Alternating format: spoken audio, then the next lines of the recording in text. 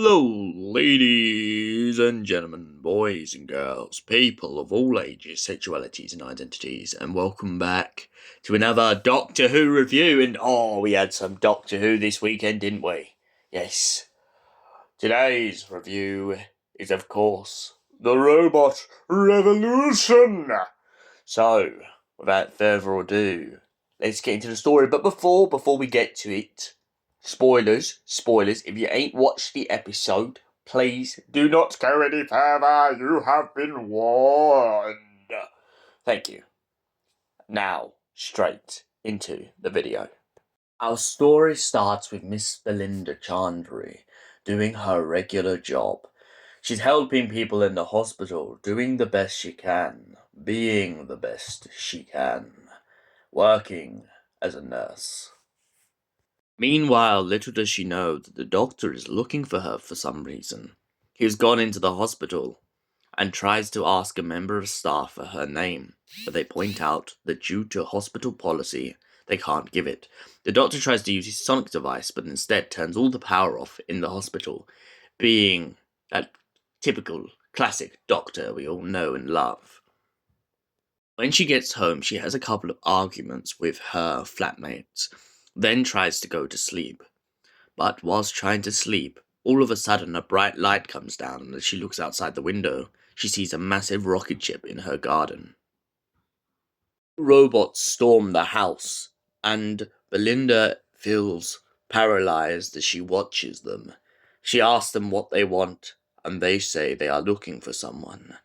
Upon discovering her piece of paper in her bedroom and smashing up half of the apartment, they point out that they have come for her.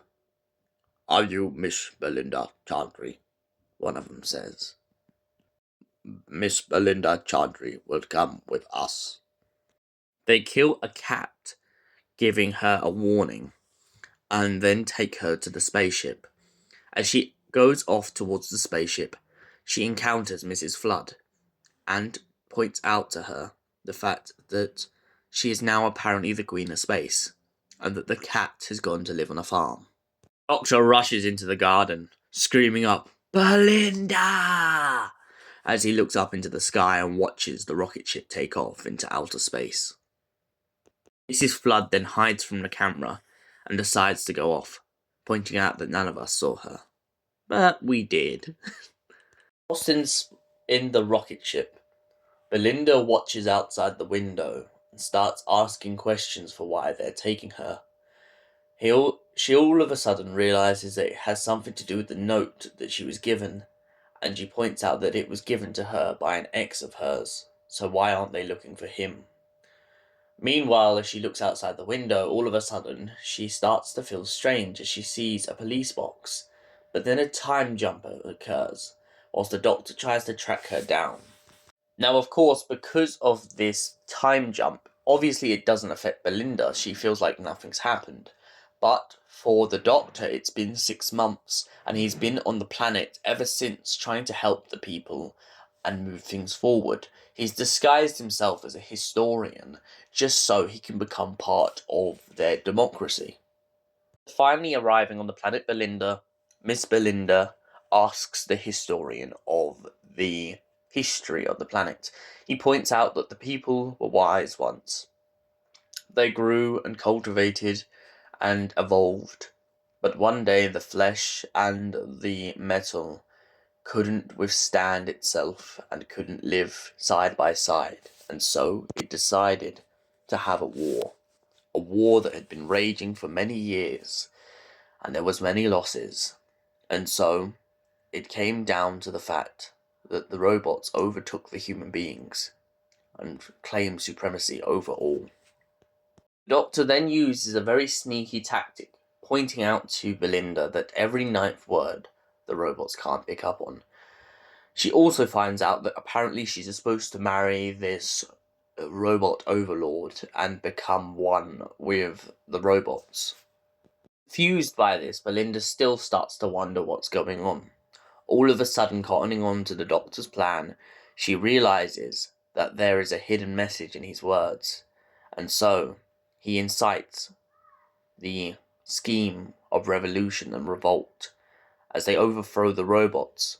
But little do they know that the robots already had backup on the way, and sadly there are many losses, including a woman named Sasha 15, a woman that the Doctor had become very close to and very good friends with. The Doctor and Belinda and the two survivors of their revolt charge down a hallway in hopes of escape. They use a round circular device which seems to be able to teleport people between spaces. I mean, really, I'm just going to say it now. It's a bit like the matter transporter out of Star Trek. Beam me up, Scotty! After escaping, they find themselves in an underground bunker, hoping to survive what comes next. The Doctor reveals to Belinda that he is not human and that he has two hearts. He also reveals to her the genetics and makeup of the people on the planet Belinda and how their bodies work, in hopes that this will help her as a nurse to help the sick, the wounded, and everyone who is trying to hide in the bunker. But, sadly for them, the robots turn up, and so they come looking for Belinda. Are ready to kill and seize and take what they want, but Belinda doesn't want any more people to get hurt, and so she sacrifices herself to the robots in hope that she can save everyone else. She follows them to their leader, a leader who is all too familiar. His X turns back up, and of course, he has been cybernetically advanced. He has been hooked into the robot's computer, and all that power has gone to his head. He believes himself superior, and has devised this whole plan just to keep Belinda under his foot. He wants to marry her, but only so he can correct her and make her under his will. He has no belief in anything more, and so he has devised it at this cost. Belinda is confused in how he can be here, as he had told her that he had gone to Margate. He explains to her that he did in fact go to Margate, but when he went there, the robots tracked him down and brought him to the city. They gave him all this technology and emerged him into the machine. And of course, because he was obsessed with the power, he took it over and used the robots as his slaves. On discovering this, Belinda has only one choice. She uses this device on him, and it frazzles him. But the Doctor has to get involved and cut into the lines of the seams, as some kind of paradoxy thing happens, and the pair of them start seeing each other's visions. The Doctor goes all the way through their lives and starts to figure out what's going on.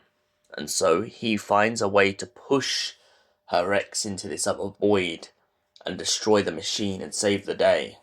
And finally free the machines from his control.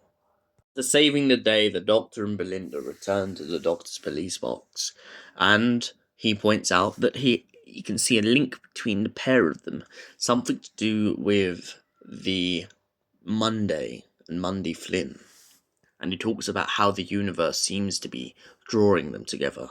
Now that that's the main story bit over, before we get into my thoughts on this episode, I think it's about time I kind of point out two very key factors in this story, which they remind me of other episodes. For instance, the power play at the end with the villain is very similar to Robots of Death. This whole idea that flesh and metal are two different things, and how robots often in the Doctor Who universe seem to think of themselves as their own species.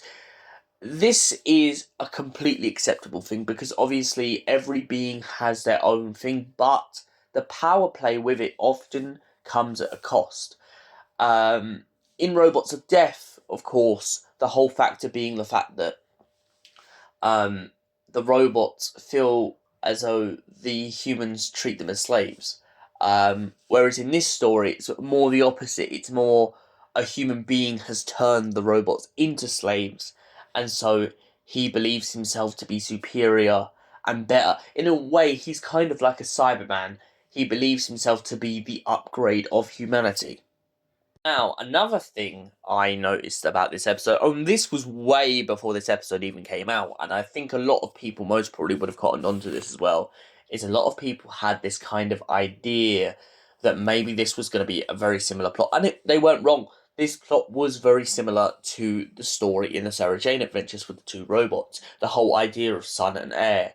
The only difference being in this one that Belinda has been chosen because of a certificate, not because of birthright. Whereas in the Sarah Jane Adventures, when the two robots come looking for a young man, and Rani Chandra and Clyde Langer bump into the robots, the whole son and heir plot is about a young man who was born, taken to Earth years later, only to be received back by the robots because he is the heir to the throne of a planet in the far reaches of the galaxy. Well then, the Robot Revolution. What were my thoughts for this? Well, it's a very strong opener to Season 2, or Season 15. I love the idea of the robots breaking through the door, and I love the visual effects. It very much reminds me of that time when Dan is in his flat and we see Carvanista bursting through the door. I also love the moment with Mrs. Flood in this episode. And I love the idea that she kind of is just sneaking around in the background watching all of this happen. I also love that Anita Dobson in this episode, when she has those scenes, she's very unsympathetic. When we've seen her in season 1, she's very more, oh, can't neighbour. In this series, it's more, it's like a menace. It's like a little menace in the back of, like, the background of a scene. Doctor's performance, Shooty Gatwa, people. Shooty Gatwa, brilliant. I love his comedy. I love his realism. And most of all, I love his heartbreak when we find out that he loses Sasha. And the way that it kind of affects him. I mean, as the audience, we know it only seems like a couple of minutes, but for him it's been 6 months. 6 months. I mean, it's like knowing someone for years and all of a sudden, they're gone. In a flash of an eye.